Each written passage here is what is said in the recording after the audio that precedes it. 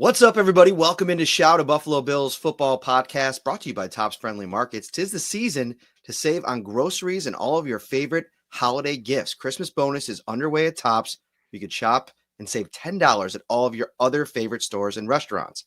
Go to topsmarkets.com/Christmas bonus for all the details. Trey Wingo's in the house. What's up, man? How are you? How you doing? Hey, Matt, good to see you. Anything going on in Buffalo this week? I'm not sure. Is there anything big happening? I can't quite put my finger on it. Something Sunday afternoon. We're doing our pregame show at New York Beer Project on Channel 4, the CBS affiliate in town. So that's pretty big. But Nice. maybe, the game later on in the afternoon is even bigger. Both of those things, yeah. Okay, thank you. I appreciate it. So you look at this Bills-Chiefs game. There's not a lot of times where Buffalo is put at the epicenter of the NFL world. 100% of households watching this game. This rivalry has turned into one of the best in sports, and they've played 4 straight one-score games, the Bills and the Chiefs. At this stage, 8-2 Bills, 9-0 Chiefs, what does this game mean for Buffalo? I think it's really interesting, right? Because everyone's going to be watching this game. Everyone's into it. Obviously, this is one of the best rivalries in football right now. There's not even a question about that. But I think deep down, both teams know this isn't the one that matters.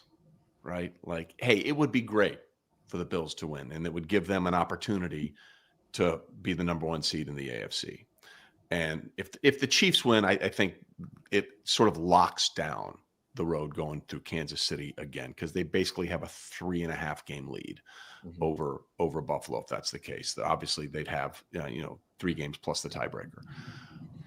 But I think both Andy and Sean are probably telling their team, be prepared, let's go play, but don't put too much on this game, because at the end of the day, no matter what happens here, we still have to finish our schedule. We still have to make sure we win the division, and we're going to see these guys again. So while it is entertaining for you and me and everybody, I think in both buildings, they're trying to tamp it down a little bit because they know this is really Act 1.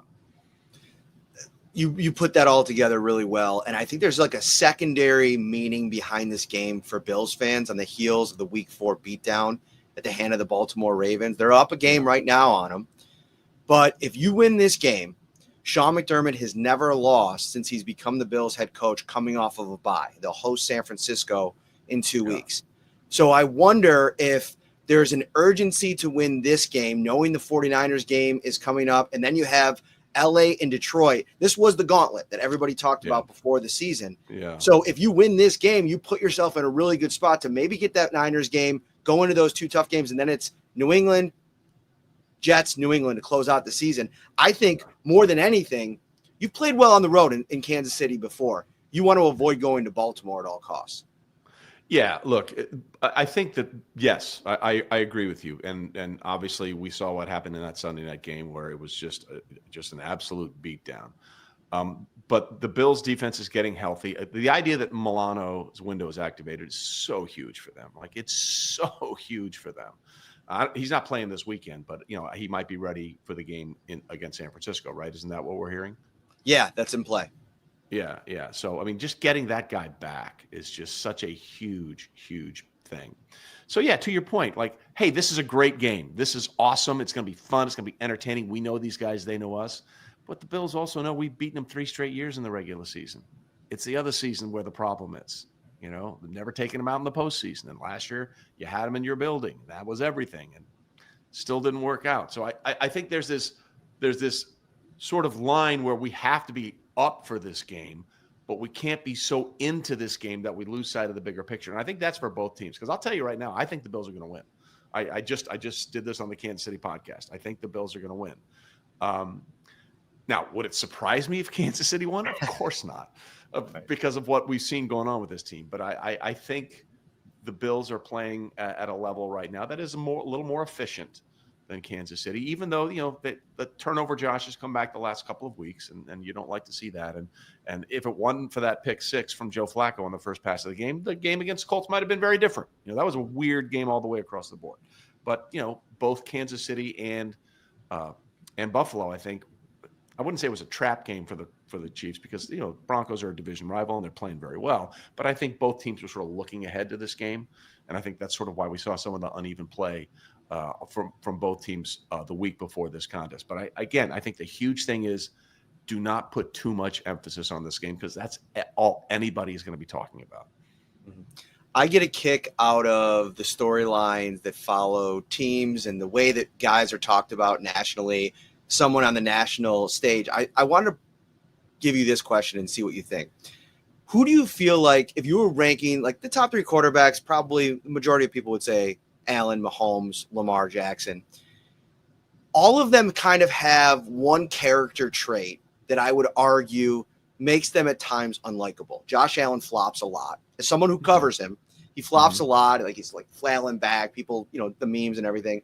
I've been critical of Lamar Jackson because I think in big moments in the playoffs, we've seen it kind of creep its head. What's that? No question about what you're about to say with Lamar, yeah. But I've also been critical of the way he handles things when things don't go well. Kind of showing up teammates, screaming at teammates, pouting on the sidelines. Holding his head like this with the face mask, yeah. Yes, I don't like it. Patrick Mahomes. His whole act last year when they lost in Buffalo obviously covered quite a bit in Buffalo, but he could be a little bit of a poor sport when he loses. When you win that much, I kind of get it. There was a post going around where he was limping around all game against Denver. They win, and he's flying around after the game like everything's fine. If you put all 3 of those guys together, I know it's kind of a weird question, but why not? Let's have a little weird fun. Who do you think is the most unlikable of the group? Well, I would say that nationally, most people would say Mahomes because they just are sick of them winning all the damn time. I mean, this is very much a Tom Brady Patriots thing that's going on here. And to that point, by the way, you'll appreciate this, I think. After the block field goal against the Broncos, I've been saying this forever. Like the New England, whatever the Patriot way is, just migrated to the Central Time Zone, and that's what's happening in Kansas City. So I texted Teddy Bruschi's a friend of mine. I've worked with him for years at ESPN. I said, when you watch the Chiefs, what comes to mind? And this is what he and I tweeted this out. I got to find this. Sorry, real quick. I literally just had this up as I was talking to the Kansas City podcast. So I can't believe there it is. I said, when you see the Chiefs and you see the way they're getting things done, what comes to mind? And this is what Teddy said as a former Patriot. He said, they, like us, meaning the Patriots, look like they know something all other teams don't know. And what they know is that they're just playing better than everyone else. And eventually they will do what it takes to win again and again and again. And I know folks in Buffalo don't want to hear that. And I understand that. But that's someone who has been through a dynastic type run of what we're seeing in Kansas City and New England. And the reason I brought up Teddy is because if you're going to go 9-0, 10-0, 60, whatever, weird shit's going to happen, right? And I don't know, Matt, if you remember much about the 2007 perfect season for the New England Patriots. But late in that run, they played a Monday night game against the Ravens. And they were down with not much time left in the fourth quarter. And it was a 4th down, and they needed to keep the drive alive to eventually get the game-winning points. And on 4th down, the Ravens stopped them. But what nobody noticed was on the sidelines, Rex Ryan, who was then the defensive coordinator for the Ravens, had called timeout. So the stop didn't matter. Rex's timeout negated the stop. And after the timeout, guess what? The Patriots got the 1st down and eventually got the game-winning points to end the game. This is a long way of saying if you're going to do what Kansas City is doing, weird shit is going to happen. Okay, strange thing. You don't go 9-0, 13-0, whatever, without some weird things happening. So that's why I think Mahomes would be the most unlikable of all this because people are just sick and tired of it. But I don't think it's ending anytime soon. I think that's the problem for a lot of teams. They find a way to, first of all, the key ingredient for me, for them, is the longevity of the relationship on both sides of the ball with the guys that run it. So, of course, Nagy as the OC is nice, but you have Andy Reid there. Steve Spagnuolo running the defense year in and year out. To me, that was a big roadblock for the Bills, is that you have Brian Dable that develops this offense, develops Josh Allen, and then, oh, by the way, he goes. Ken Dorsey has to try to figure it out. It never really looks the same and deteriorates. The Chiefs don't have to deal with that because the 2 guys at the top are steering the ship. That continuity is huge, but you got to find the right person. Like Steve Spagnuolo, he had an opportunity before. He's kind of there for the long haul. That puts them in a really nice spot. Yeah, well, listen, that's a great observation, and I'll give you some statistical data to back that up, okay? The Chiefs have now gone 30 straight games without giving up more than 28 points. 30 straight games without giving up more than 28. That's the longest streak in the NFL since the Philadelphia Eagles went 34 straight games between 2000 and 2002 without giving up more than 28 points. What's the common denominator there? Andy Reid was the head coach in Kansas City. Andy Reid was the head coach in Philadelphia. Steve Spagnuolo, the defensive coordinator for Kansas City, was a defensive assistant on Andy Reid's staff when they had that run of all those games. And he was working under Jim Johnson, the legendary defensive coordinator for the Eagles all those years ago. So you cannot overestimate what you just said. There is continuity there. They know that when push comes to shove, it's like the relationship with Kelsey and Mahomes. Like there's a non-binary relationship there, for lack of a better term, that goes beyond game plan and X's and O's. There's a feel for each other that they have. And I think that feel also extends to both the head coach and the defensive coordinator for the Kansas City Chiefs, no question.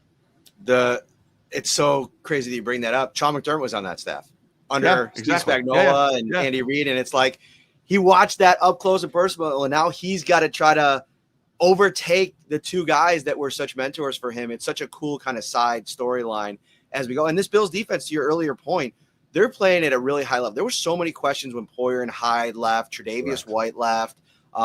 They had to, deal with the Matt Milano injury early in the season. Dorian Williams has been playing with them. But to your point, they've kind of found their new leader in Taron Johnson.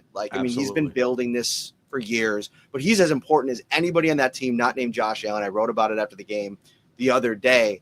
Defensively matching up against the Chiefs. Watching them, they're not running the ball as well as they did with Pacheco. Obviously, DeAndre Hopkins is getting more comfortable as the weeks go on. Where do you feel like in this game Bills defensively match up the best against Kansas City? Is it trying to let them try to run like they kind of have over the course of this 5-game win streak for every team that they played? Because I think when the Chiefs have had success against the Bills in Buffalo in the regular season, they've run the ball well. So you kind of play a dangerous game. Do you let them try to get the run game going and commit more to stopping Mahomes in the passing game? Or you're like, they're not passing it well anyway. They're passing it in the 5 to 8 yard range anyway. Let's load up to try to stop the run. Yeah, listen, I think the biggest weakness for the Chiefs are their tackles. Let's just be honest about it. Like the interior three of Creed, Tooney, and Trey Smith, they're as good as any three interior offensive linemen in the NFL. They haven't given up. Those three have not given up a sack the entire season. I think only 29 pressures from those three. They've been remarkable. And then the tackles have been a problem for a while for the Kansas City Chiefs. So if I'm looking at how to attack this defense or how this defense should attack the Kansas City offense, you want to try and exploit those tackles. And you have the guy to do it in Rousseau, who's just so athletic. You go back to that 38-20 game in the 2021 season where Mahomes threw a perfectly good pass in the flat, and Rousseau just went up with that arm and got the pick six. You know what I mean? It was an unbelievable athleticism display. So to me, that's where they have to attack, because for all the problems that the Kansas City Chiefs offense has, I'm going to give you some numbers, which people probably don't understand. The Kansas City Chiefs lead the NFL offensively in 3 categories. They have more 10-play touchdown drives than any team in football. I think they have 12 now after another one against the Broncos on Sunday. They also lead the league in third down conversion, which is over 52%. And they also lead the league in time of possession, over 33 minutes a game. Now, why is that significant? Because this offense has not been as dynamic the last year and a half. So they have to find a different way to get it done. And by just holding on to the ball longer and getting whatever points they can get, that helps that defense, which is by far the best defense that Patrick Mahomes has had his entire career in Kansas City. So, what the Chiefs want to do is they want to find a way to shorten the game. And they want to find a way to sort of give their defense as much rest as possible. And I think that's why they're going to establish the run. So their running game is not statistically great, but it's good enough to keep drives alive. And that is what has made their defense so good. We talked about, Baltimore, Kansas City, the Bills.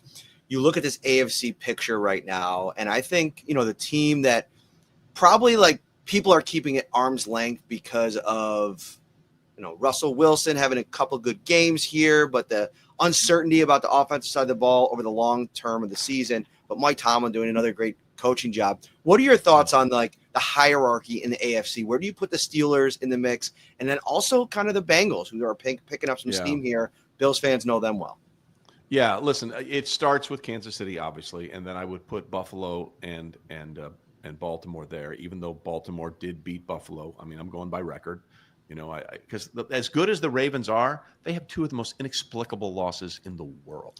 Like, how did they lose to the Raiders and how did they lose to the Browns? Like that makes no sense whatsoever. So, I would just have to put those three at the top. Look, I was on record saying this in the summer, and people in Ohio gave me all kinds of shit for it. I said, something's not right in Cincinnati. Something is not right. Okay, they start 0-3, and then they think they get it turned around. Now they're 4-6, and they may sneak in as a 7 because if you look at the AFC, by the way, I've never seen a wider gap between the best teams in football and everybody else than 2024 season. I mean, we have 9 teams that have only 3 wins. 3 wins or less heading into week 11. I mean, that's awful. Okay. So you're talking about the Miami Dolphins, who might still be in play for a wild card situation, even though they only have 3 wins. So Cincinnati is interesting, but their schedule is daunting. You go look at the Bengals schedule, and they have played uneven the entire season. And as good as Joe Burrow has been, the pass defense specifically, because Trey Hendrickson is a beast, but the pass defense has been letting them down. Lou Anarumo has done such a great job over the last couple of years, but this year they just don't have the horses that they've had. So nobody wants to see Cincinnati in the postseason, but they're 2 losses away from not being in contention in the postseason, if we're really honest about it. No, that's a great point. And I just looked at the Week 11 slate here. Ravens Steelers at 1:00 is going to be a great appetizer to Bills Chiefs. Exactly, we'll learn a lot in that game. How many times have you been to Buffalo, if at all? 3 times. 3 times. Have you been for a game or have you been working? Oh yeah, absolutely. Been for a game. I mean, I've been working a game. I haven't sat in the stands, but I've been, been at the game. Like, the place is electric. Like, it's so much fun. Have you been out in the tailgate area? Because I have a feeling it's a 4:00 game, which I think adds a little extra element. People are going to get there. Well, they'll be parked since Friday, but people are going to be getting down there like 9 a.m., 7 a.m. to start tailgating. The scene on Sunday is going to be crazy, and all the cameras are going to be there. All the media stations are going to be there. Like, you're really going to see what it's like. And the cool thing is there'll probably be a lot of shots. The new stadium across the street, it's getting close to the structure being completed. It's a scene down there right now. Yeah. I guess my question is, like, was there any thought of putting some sort of removable roof? We've seen these things happen where, massive storms come in, and look, I know it's a huge advantage for you guys. I understand that, but like, just for the cleanup of the snow, like, close it when the snowstorm happens, and then open it up so you can play out in the elements. You know what I mean? I agree. I was surprised that they didn't at least do so. They took the Tottenham Hotspur model for the stadium, and what they did is they gave it, I think it's like 90% coverage or 10% coverage, whereas Tottenham does 30% coverage for the elements. I think they should have gone all the way out to the 30, but they say that they have all this data that shows that the wind streams and the way they've constructed the stadium is going to at least limit it a little bit. But man, in that stadium right now, on a really windy day, even when it's not snowing or raining, it is brutal down there. So we'll see if science after 50, 60 years is going to create a new environment. That sounds like Jerry Jones saying that sun coming into that stadium is an advantage for them, which is just shut up, man. And then the funniest part about that is, you see, he can't see the throw from Cooper Rush. And then if you look yesterday, Mike McCarthy, the head coach of the Cowboys, had a press conference and the sun was coming in. They put up a reflector. They put up a screen so the sun doesn't hit the head coach at a press conference. But let's blind our players. Like, what are we doing? What are you doing there? It makes no sense whatsoever. Final thing, and then I'll let you get out of here. Yeah. What to expect the rest of the way for the Jets and prediction for the offseason. They're done. The Jets have cratered again. And look, again, people gave me grief, saw this coming. Okay. You can go look. It's September 6th. I said the Jets are going to fall apart because they're the Jets. This always happens. This is what they do. So let's go over how bad it is for the Jets, right? They have ceded total control to a soon-to-be 41-year-old quarterback who is playing like a 41-year-old quarterback. He is not the – like I put this thing up, the Aaron Rodgers they thought they got. There was a picture of Aaron doing the belt, and all this kind of stuff. And the Aaron Rodgers they actually got. Remember that game in Arizona a few years ago when he was lying sideways and his helmet was up here like this? Yes. That's the Aaron Rodgers they got instead of the other guy. So they've ceded in the entire control of this organization to him. They fired their head coach. They brought in every single player that Aaron Rodgers wanted. They have almost 30 players on an expiring contract. They have a head coach and a coaching staff that's going to get blown out as soon as this season is over. They just admitted they weren't prepared to play after a mini bye in a game against Arizona. They got boat raced by a younger, faster team. And this Jets defense, by the way, is supposed to be vaunted, supposed to be the greatest thing in the world. Well, look at the numbers since they fired Robert Saleh. Go look at the defensive numbers before they fired Robert Saleh and after they fired Robert Saleh. Maybe Robert wasn't the problem after all. The problem starts with ownership, and it went down to a organization that decided to give total control to a quarterback who, at best, over the last few seasons, could be described as mercurial. These decisions never pan out. For every Tom Brady, there's an Aaron Rodgers, and you could kind of go through the list of guys that you're hoping to cling. Denver goes all in on Russell Wilson, and we'll see what turns out in Pittsburgh. But Matt Ryan in Indianapolis a couple of years ago. Ryan in Indy. It's worked out for two people. It's worked out for Peyton Manning in Denver, and it worked out for Tom Brady in Tampa. In 4 seasons for Denver, Peyton took them to 2 Super Bowls, won 1. And still has the record that will never be touched, even though we're playing a 17-game schedule, 55 touchdowns and 5,400 passing yards. Mm-hmm. We played, this is the 4th 17-game season, and no one's come close to that record. No one has come close to that record. And the next year he threw 37. Yes, he played dead in a Western and Super Bowl 50. I get it. But it worked out. They got people there because of Peyton Manning. So it's worked out for those 2 guys. It never works out for anybody else. Another great chat, my friend. I really appreciate you coming on. Let everybody know where they can find you, what you got cooking, especially this week. Yeah, listen, we got the pregame power up on DraftKings Network every Monday and Thursday night, 6 o'clock Eastern. We get you set for the primetime games.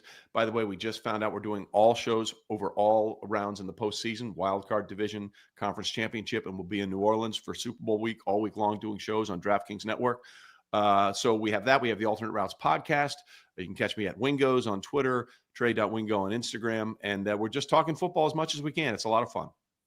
Awesome stuff. We'll be back on Saturday, Wingnuts, 6 p.m. Come out, 1402 Millersport Highway. It is Bills Chief preview the eve before the game goes down. We cannot wait. Enjoy.